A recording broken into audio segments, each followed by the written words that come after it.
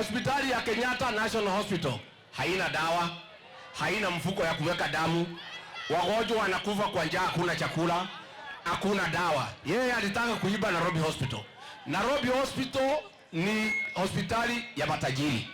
Akaenda pale anataka kubadilisha sheria ndio ikue ni hospitali ya shares, anunue ikue yake, kwa sababu Nairobi Hospital kila mwezi inaleta faida ya bilioni 2.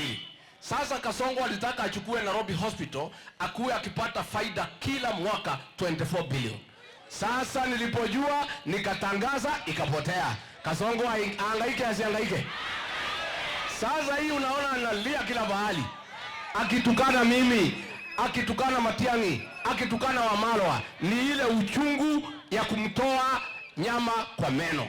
Mimi nikuambia Kasongo, na nikuambia mimi Rigiji, mtoto ya Maumau, mtoto ya Mlimani, nitahakikisha vile Wakenya hawalali kwa sababu ya shida umeleta nchi hii, hata wewe utalala.